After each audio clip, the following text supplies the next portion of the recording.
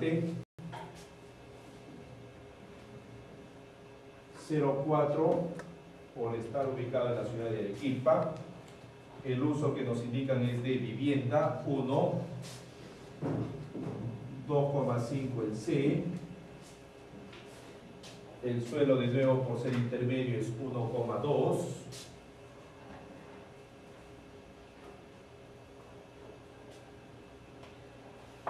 Y lo que corresponde a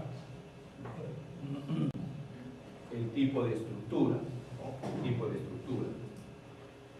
Entonces debemos de verificar para el sismo en X.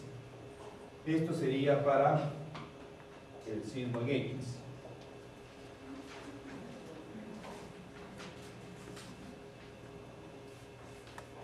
Si nosotros orientamos el sismo en X en el proyecto, vamos a tener que, preferentemente, ¿quiénes van a trabajar?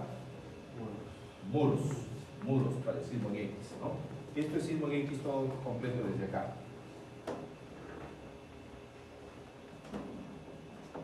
Sismo en X. Tiene su periodo y todo lo demás, ¿no? Continuamos con el sismo en X. Los muros, para los muros es de 6. Pero miramos en la dirección de X. ¿Será regular o será irregular? Los muros no tienen una simetría. Hay en un lado 3 y en el otro lado hay 4. Consecuentemente sería 0,75 por 6. ¿No? Muros estructurales. 0,75 por 6. ¿Ya? Estamos viendo sismo en X. 0,75 por 6. El peso total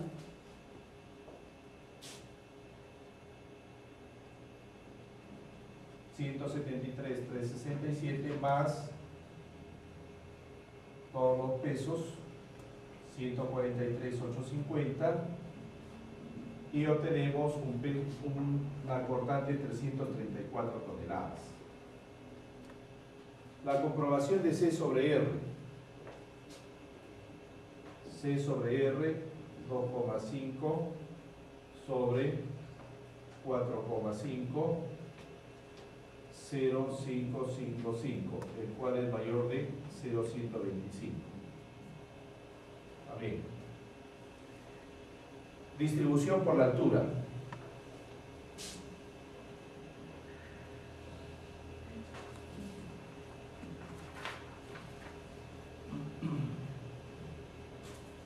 Distribución por la altura. Primero en el piso 1. 173,367 por 3 sobre la suma total, que es 16,598,781 por la cortante 334, obtenemos 10,465. Y así continuamos con el resto de pisos. Fuerza 2, 18,820. Fuerza 3, 28,230. Fuerza 4, 37,639. Fuerza 5, 47,049.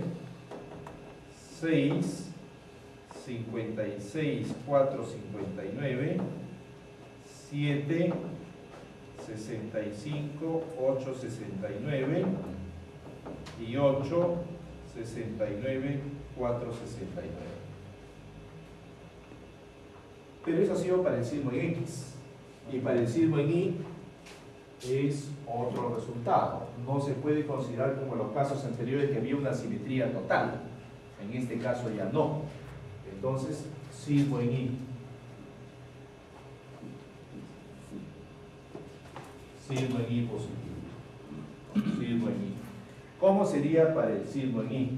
Empezamos de nuevo con el periodo fundamental, ¿no? Periodo fundamental. T es igual a 24 sobre. Ahora en la dirección de Y, ¿qué es lo que está soportando? Pórticos. Por lo tanto, es otro valor. Tendríamos 0,686. menor a 0,7 segundos.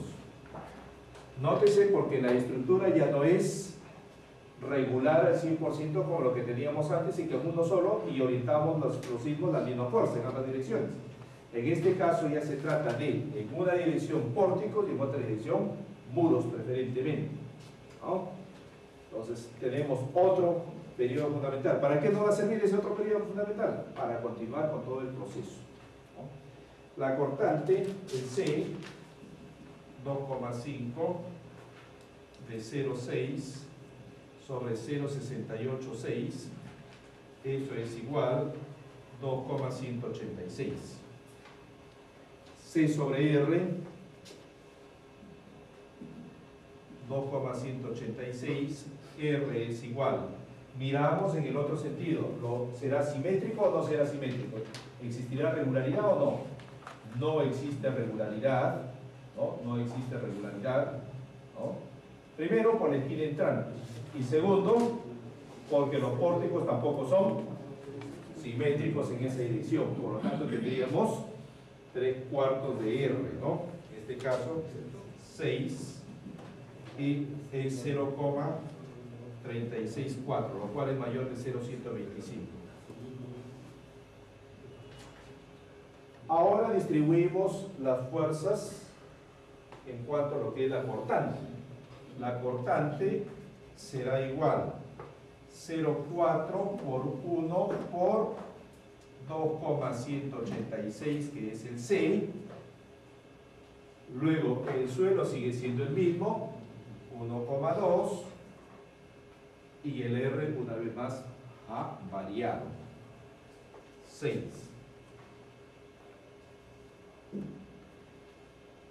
El peso no ha variado, sigue siendo exactamente el mismo, 1252,497, y eso es igual a 219 toneladas. Ya tenemos la cortante. Distribuimos por la altura. Fuerza en el piso 1, 173, 367 por 3, sobre 16, 598,781 y 219. 6,862. Fuerza 2. Obtenemos otro resultado.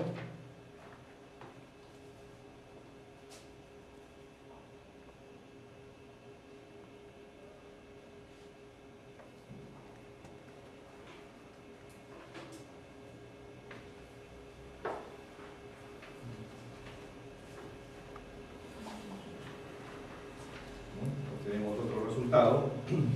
Fuerza 2 es igual a 12,340, fuerza 3, 18,510, fuerza 4, 24,680, 5,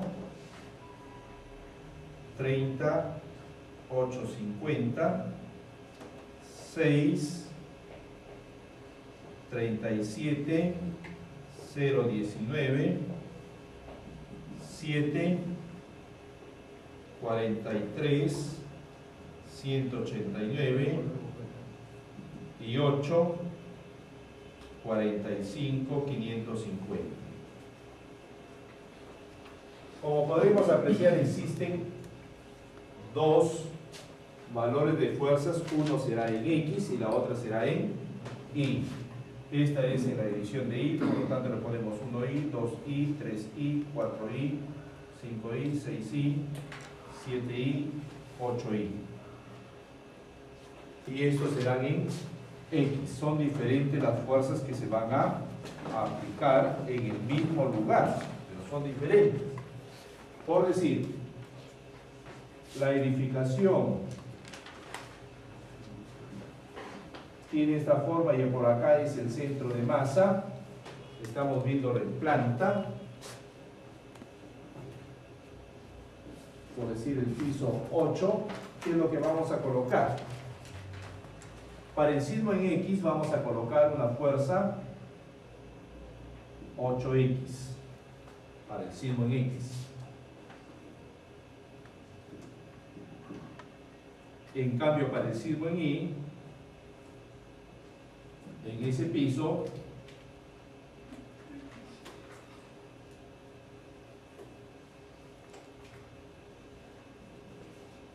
vamos a colocar una fuerza 8I, ¿no? En el mismo piso, 8I. Son diferentes cada uno de ellos. Después voy a tener que efectuar todo mi proceso normal de control, tan igual como lo que habíamos hecho en los ejemplos anteriores, y determinar las fuerzas de diseño para cada una de las dos direcciones mutuamente perpendiculares que nos distingue la norma, ¿no? Entonces, tendría que ser sismo en X, y acá en sismo en X hago mi control de desplazamientos o deriva de entre pisos para dicha dirección. Luego sismo en Y y hago mi control de deriva de entre pisos para la dirección en Y, respectivamente. ¿Ya? Entonces tendríamos que efectuar en forma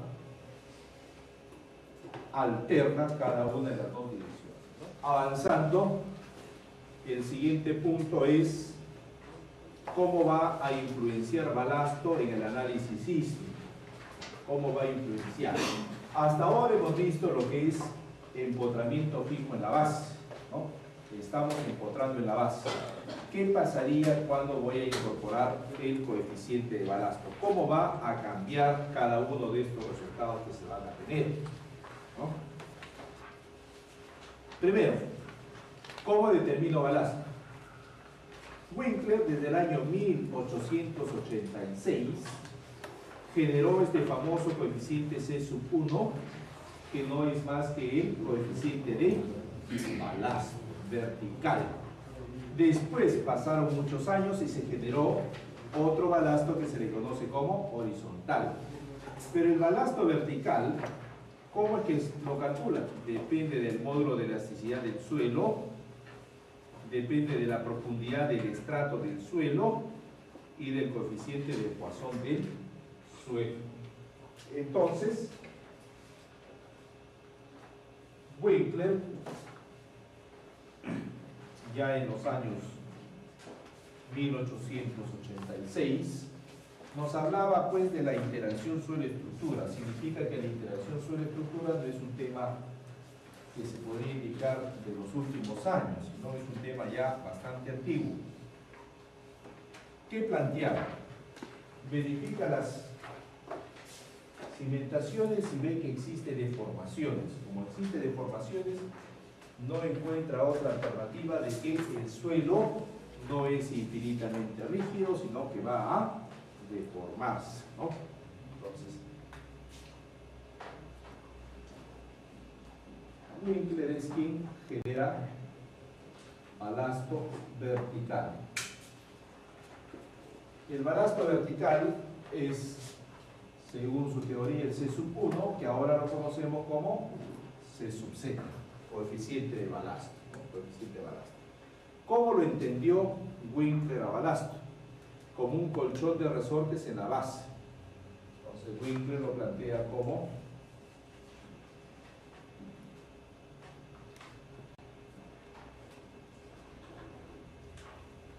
¿qué es lo que él observó? Lo que observó es de que el suelo se deforma. Es lo que él observó. El suelo se va a deformar. Si el suelo se deforma, implica que es elástico. Es elástico, ¿no? Es lo que plantea. Si tenemos una cimentación, todo este estrato tiene una altura determinada o profundidad del mismo que es H sub 1. Lo determinó con esta relación. C sub 1 es igual a E del suelo sobre la profundidad del suelo, 1 menos 2 veces nu del suelo. Y esa fórmula hasta estos momentos se sigue utilizando, ¿no? H sub S del suelo, ¿no? Cuando existen dos estratos, un estrato más todavía, entonces esto se genera como H1 y esto como H2. Y la relación es la que se muestra ahí. Esta relación depende de lo que es el módulo de elasticidad del estrato 2, la altura del estrato 2, coeficiente de Poisson del estrato 2, E del estrato 1, altura del estrato 1, coeficiente de Poisson del estrato 1. Hasta ese nivel no había llegado Winkler. Posteriormente ya se hicieron las investigaciones y se determinó de que balasto va a seguir deformándose el suelo hasta que llegue a un suelo que es indeformable. Entonces todos los estratos que están ahí van a sufrir una deformación. Al sufrir esa deformación, ¿no?, su coeficiente de comportamiento equivalente viene a ser el balasto total. Este es el balasto total del trabajo de los dos estratos, ¿no? Luego viene Pasternak. Pasternak crea ya este balasto denominado horizontal. Entonces ya Pasternak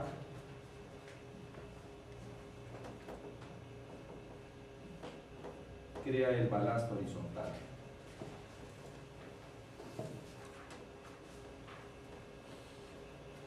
El balasto vertical está dado en toneladas sobre metro cúbico y el balasto horizontal, C sub 2, conocido como C sub X, está dado en toneladas sobre metro. Toneladas sobre metro. Ambos análisis se pueden hacer de acuerdo a los estudios de mecánica de suelos. En el balasto horizontal también determinó para un estrato y para dos estratos. Cuando se habla de un solo estrato, llega a comprobar que la deducción de Winkler que había mostrado en su teoría era totalmente cierta. Y él genera para un estrato el segundo balasto, al mismo tiempo para dos estratos. Esto ha ido variando con el tiempo y ahora se habla del semiespacio elástico, ¿no? Semiespacio elástico. Para eso se recomienda, lógicamente, hacer un buen estudio de mecánica de suelos y en la profundidad ir determinando las características físico-mecánicas del suelo en cada uno de los estratos. Pues bien, ¿a qué nos va a llevar todo esto de balasto? Entonces, si yo voy a incorporar balasto en un estudio, todo esto, ¿a qué me va a llevar? Resultados concretos que voy a obtener incorporando el balasto vertical, horizontal, de 1, 2, más estratos. Primero, acá tenemos un ejemplo de una edificación, se calcularon los balastos, la modelación estructural, pero eso sí es importante. Desplazamientos. ¿Dónde va a existir mayor desplazamiento? ¿En el análisis empotrado o con balasto? Con balasto.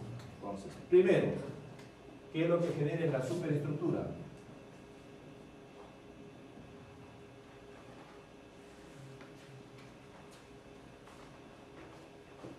Me tienen que llevar siempre a los mismos resultados. ¿Cuánto? No se sabe, depende del balasto, ¿no? Pero sí me tiene que incrementar los desplazamientos. Desplazamientos laterales se incrementa. Primero, desplazamiento lateral se tiene que incrementar.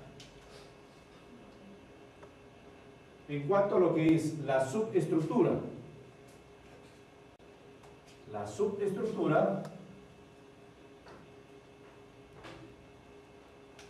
¿qué es lo que me va a producir? Existen asentamientos. Con el empotramiento no puedo determinar asentamientos. Con balasto sí voy a determinar los asentamientos. Entonces, se generan asentamientos. Se van a generar asentamientos. En cuanto a lo que es, ahí tenemos desplazamientos que se han generado. ¿Qué es lo que puedo observar? Los desplazamientos van a ir creciendo desde el rígido hasta el flexible. Entonces, con balasto puedo comprobar en la superestructura que hay un orden.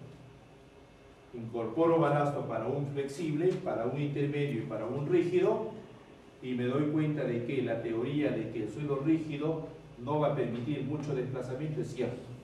Que el suelo flexible va a permitir gran desplazamiento es cierto. Entonces, se comprueba que el suelo flexible incrementa el desplazamiento y el suelo rígido disminuye el desplazamiento en comparación con el intermedio. Lo puedo comprobar.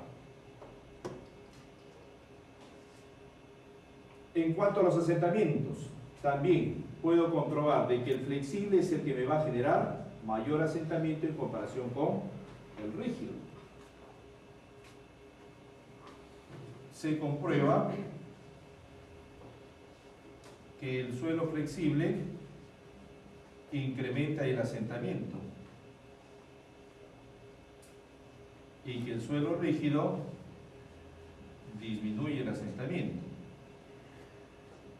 Entonces ya no estoy en una suposición de que debe de ser así, sino que yo mismo lo puedo comprobar de que eso es efectivamente así, ¿no? Efectivamente así. Entonces, si generamos un universo de suelos flexibles y rígidos, podríamos nosotros tener ya los valores con los cuales deberíamos de amplificar esos coeficientes de S igual a 1,2, 1,4, 1. ¿Por qué es 1? ¿Por qué no puede ser 1,4 y no? Debería ser 1,5 o debería ser 1,3. El otro no debería ser 1,2, debería ser tal. Entonces, si hacemos un estudio serio, podríamos determinar cuáles son los verdaderos valores del S, ¿no? Cuáles deberían ser los valores adecuados. ¿Qué más nos va a dar balasto?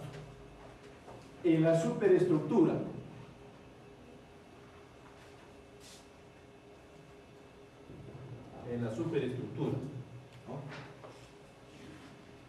Si la fuerza interna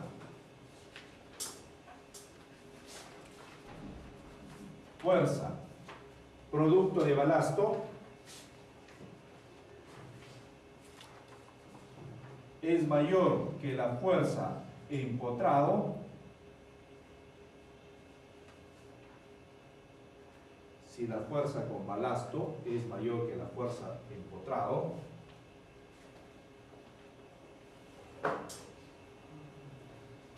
esto de acá lo puedo borrar, superestructura,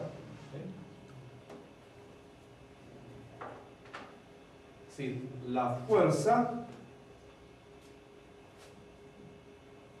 de balasto es menor que la fuerza en el empotrado,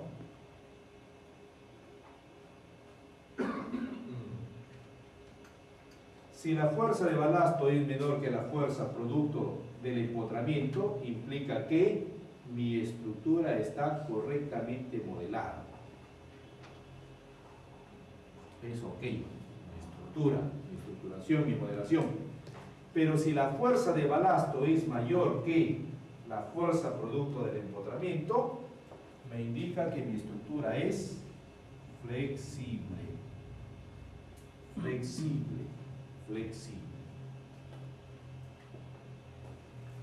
Entonces, ¿qué es lo que me puede dar incorporando este balasto? Que yo puedo optimizar mi estructura. Entonces, lo que yo puedo hacer es optimización estructural. Puedo optimizar, ¿no? Puedo optimizar. Entonces, son varias ventajas que me pueden generar a través de la incorporación de ese balasto. ¿Cómo lo voy a incorporar?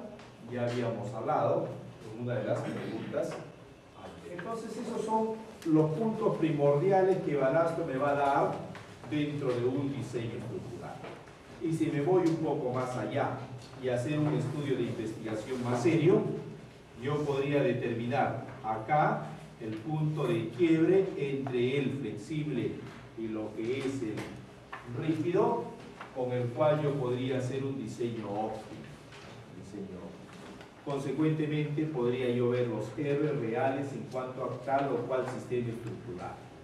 Pero son estudios que tienen que consensuarse, al mismo tiempo tiene que hacerse un universo de implicaciones, universo de características para poder efectuar todo ese tipo de análisis. Pues bien, pasamos ahora sí a lo que es ya la parte dinámica. Vamos a pasar a la parte dinámica. Como vamos a pasar a la parte dinámica, ya nos olvidamos del análisis estático. Pero como resultado final del análisis estático, lo que se le puede indicar es que cuando se realiza un análisis estático es muy sencillo de efectuar, en primer lugar, muy sencillo de obtener los resultados, pero al mismo tiempo lo que genera es un sobrecosto de las estructuras, se hacen muy rígidas, ¿no? Se hacen muy rígidas. Entonces no es económico el análisis estático. Entonces, como conclusión, el análisis estático lo que me va a generar es que el acero se va a incrementar, por lo tanto también se incrementan los costos. Me sobredimensiona, en pocas palabras, ¿no?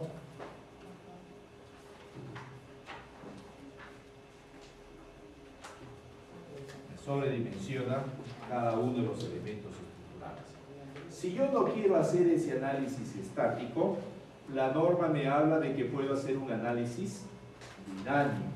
Pero para poder entender un poco la dinámica, empecemos a generar algunos conceptos importantes en cuanto a lo que es la dinámica estructural. Primero, los modelos de cálculo.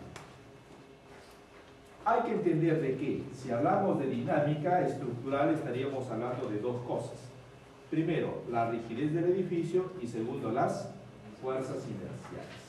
Esa interacción entre la rigidez del edificio y las fuerzas inerciales viene a ser la dinámica como tal de las estructuras, ¿no? La dinámica estructural. Entonces, cuando vamos a hacer, primero, generación de las masas, ¿dónde debemos de colocar las masas, ¿no? Entonces, para colocar las masas de una edificación, se tiene que efectuar en su propio centro de masa. Efectuar en el propio centro de masa, entonces ya el análisis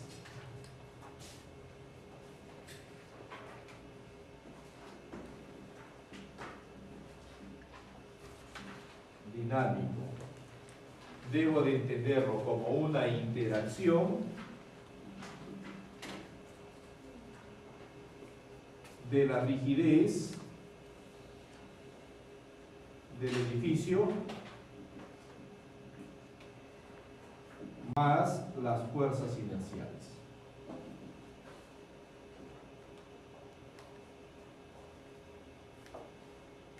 Dentro de nuestra norma, si quiero hacer un análisis dinámico, lo primero que tengo que efectuar es un análisis modal.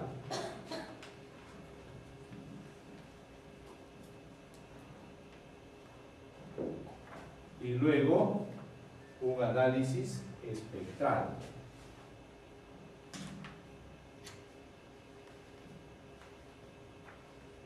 O puedo hacer un análisis modal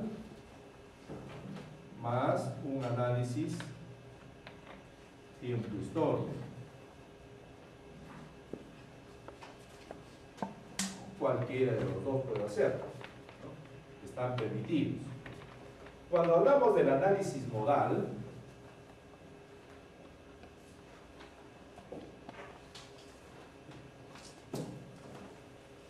estamos hablando del comportamiento de la rigidez del edificio producto de una vibración libre. El análisis modal va a ser una vibración libre. Son los modos de vibración los